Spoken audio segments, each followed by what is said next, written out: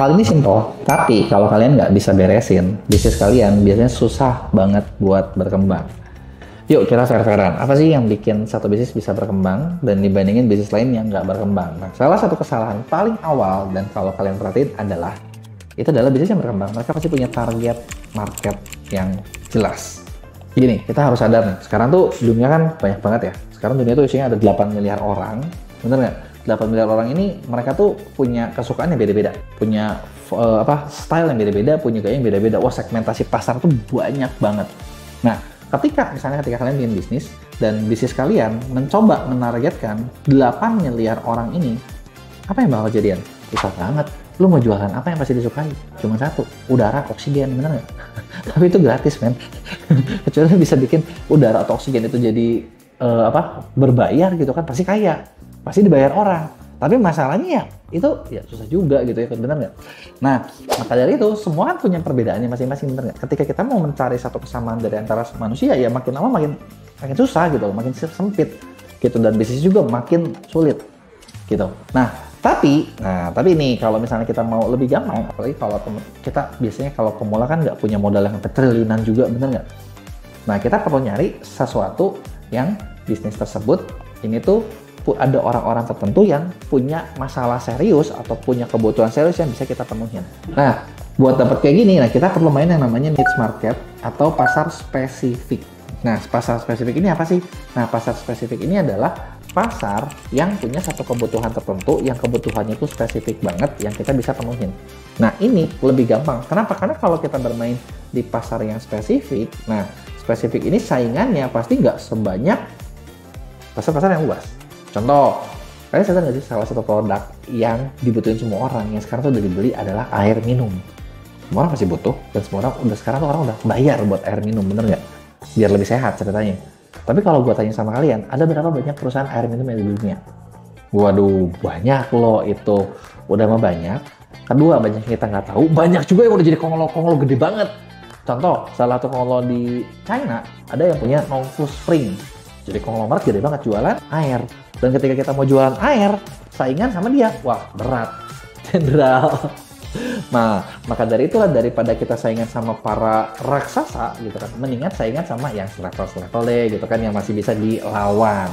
Nah, disitulah kita butuh pasar yang spesifik. Nah, buat dapat pasar yang spesifik ini, di sini teman-teman perlu mencari yang namanya target market. Nah, di video kali ini kita bakal bahas nih, gimana caranya nyari target market yang oke, dan kalau bisa target market yang pasti bayar. Karena kalau misalnya teman-teman mencari target marketnya ini salah, dapat sih orang, tapi orang itu nggak mau bayar gitu loh. Kan percuma juga, bener ya? Nah, makanya nih kalau perhatiin, inget nggak? Pernah ada salah satu YouTuber terkenal, yang dulu terkenal banget, mainin game. Sekarang lagi mulai bahas, udah nggak game itu lagi. Bahasnya jadi anak. Nah, kira-kira kenapa coba? Padahal dia udah punya audiens yang besar, bisa jadi karena ya target market itu mungkin buat dia nggak hot. Jadi udah mau cari deh target market lain yang mungkin bisa ngasilin duit gitu ya. Nah, gimana caranya buat dapat target market pasti bayar? Poin pertama adalah sebenarnya perlu dicari, kalau misalnya kita mau jualan online, kita harus cari tahu nih, masalah apa sih yang paling berat yang bisa diselesaikan. Nah, masalah apa nih? Atau bisa juga kebutuhan apa nih yang paling berat yang bisa diselesaikan. Nah, makin kita ngerti masalahnya mereka, makin kita tahu kebutuhannya mereka, maka makin gampang juga buat kita membuat produknya, buat kasih solusinya, buat kita mau jualannya. Kalau misalnya masalah ini kita nggak bisa menyelesaikan, ya jadinya mentok gitu, susah gitu loh. Kenapa? Karena ya kita aja nggak tahu masalahnya mereka apa. Nah, maka dari itu penting banget buat dicari. Jadi PR-nya teman-teman sebenarnya di sini benar-benar cari nih masalah apa nih. Contoh kita mau jualan ke, contoh tadi ya, misalnya kita mau jualan target apa nih. Contoh kita mau jualan buat ke emak-emak gitu ya. Emak-emak itu lagi masalah apa nih? Harus cari tahu nih. Masalah apa yang kita bisa bantu gitu. Makin bagus. Nah, kedua, setelah kita lakuin masalah, jangan lupa juga buat analisa pasar. Analisa pasar ini ada nggak kompetitornya? Trennya seperti apa nih? Lawannya seperti apa nih? Ada nggak kompetitornya? Kompetitornya siapa? Terus pasar juga ya, kompetitor kita ini ngelakuin apa? Mereka kuat nggak? Gitu, ini yang harus dilakuin. Caranya gimana ya? Misalnya bisa dengan, misalnya kita mencari keyword yang kita memang mau jual. Contoh, misalnya katakanlah gue mau jualan obat diet. Produknya adalah obat diet, berarti kan masalahnya adalah berat badan, bener nggak? Ya gue cari di Google, berapa banyak nih obat diet? Ada nggak yang iklan? Yang iklan berapa banyak? Di marketplace ada siapa aja? Bener nggak? Kalau makin banyak dan itu semua udah panjang banget, udah kayaknya mendingan gak usah jualan deh.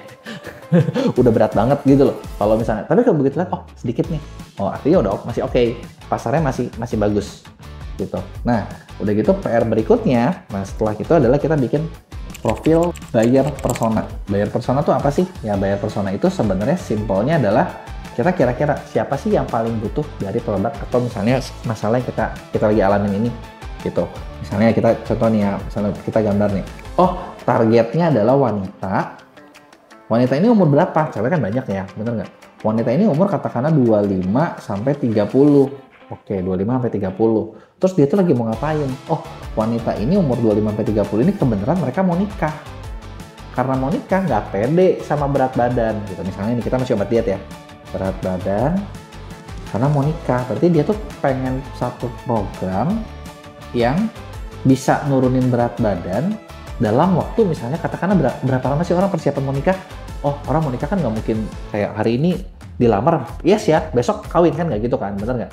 Ya pasti kan ada waktu kan, bener nggak? Katakanlah waktunya persiapan 3 bulan sampai 6 bulan. Oh, berarti dia butuh program 3 sampai 6 bulan buat turun berapa kilo nih? Nah, di sini oh buat turun sampai up to 10 kilo misalnya. Nah, maksimal sampai 10 kilo nih, oh hasilnya oke. Nah, kira-kira, nah kalau cewek mau nikah umur segini, mau ceweknya di mana? Di kota apa di desa? Nah, ini juga kita perlu bikin demografi yang lebih detail.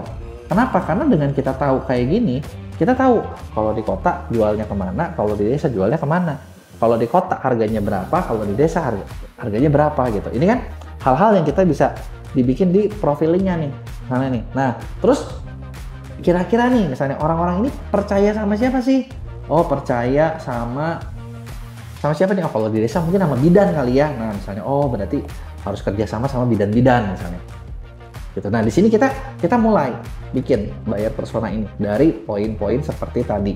Masalahnya apa, ininya apa, kenapa mereka mau ini gitu. Kenapa? Apa alasannya? Apa alasan misalnya mereka mau diet misalnya. Kita perlu cari tahu juga. Nah, ini adalah PR-PR yang perlu diisi. Dengan kita bikin buyer persona ini makin detail, justru di sini kita bakal makin gampang buat membuat produk yang mau dijual. Nah, dari situ kita bisa ini, daya beli mereka berapa sih? Nah, mereka punya duit berapa, duit di dompetnya? Oh, duit di dompetnya misalnya adanya cuma 100.000. Terus teman-teman jual bikin produk yang harganya 1 juta. Nggak matching. Bener nggak? Berarti harus cari yang matching, yang kejangkau juga sama dia gitu. Tapi bukan berarti harus semurah mungkin juga. Kadang orang kalau mau nikah bisa ambil tabungan lebih banyak. Nah, buat pakai tinggal berapa nih yang worth it buat dia. Inilah yang nanti kita bikin. Nah, dari sini teman-teman bakal ketemu nih, apa yang bakal ditemuin nih dari profiling ini. Biasanya kita bakal ketemu target, udah jelas. Kita bakal ketemu kurang lebih perkiraan harga, karena dari daya beli, kita bakal tahu orang-orang yang bisa dipercaya sama mereka. Artinya ini adalah orang-orang yang buat kerjasama. Nah, terus dari sini sebenarnya kita udah bisa juga nih dapat bahan copywriting. Mau jualannya kemana, dari mana, kan tahu alasannya mereka mau apa, bener nggak? Nah, beberapa hal ini, nah ini kan cara menjual ya, copywriting itu cara jualannya ya. Nah, atau sales script juga kita bisa bilang, kita udah punya sales script. Nah, beberapa cara ini lebih bagus gimana? Nah, udah gitu, ini cara berikutnya adalah kita tes hasil riset kita tuh bener apa enggak. Gimana cara tesnya? Sebenarnya simple banget. Teman-teman nggak perlu bikin produk banyak, ada 1-2, atau bahkan teman-teman nggak perlu bawa produk. Ada nggak buyer persona ini kira-kira ngumpulnya di mana? Oh iya, satu lagi saya lupa ya, ini tuh di mana nih mereka nih kalau nongkrong? Kalau online di mana, kalau offline di mana? Misalnya apakah orang-orang ini tuh banyaknya cewek-cewek ini tuh sering datang ke acara pameran-pameran wedding. Nah, kalau mau wedding kan ke pameran wedding ya logikanya, bener nggak? Ya udah, kalian datang ke pameran wedding, pas lagi ada yang ada, bawa brosur, bikin brosur, coba tawarin satu-satu, man to man, direct tawarin gitu. Malu ya, artinya juga jualannya, bener nggak sih? Cobain aja gitu kan, bener nggak? Buat apa? Sebenarnya gini, bukan berarti buat jualan, cuman buat ngetes. Ketika kita tes, tawarin ke 10 orang atau sampai ke 100 orang, reaksi mereka gimana? Mereka mau beli nggak kira-kira? Nah, kalau mereka ternyata, oh boleh juga nih, menarik juga nih, berarti produknya teman-teman itu bisa dijual. Bahkan yang lebih gila lagi ketika kita tes, Cobain jual, PO aja. Jadi kita bisa menjual produk, bahkan yang produknya belum ada. Ya kan? Nah kalau udah gini, nah artinya ininya teman-teman udah tepat, udah bisa jualan nih, gitu.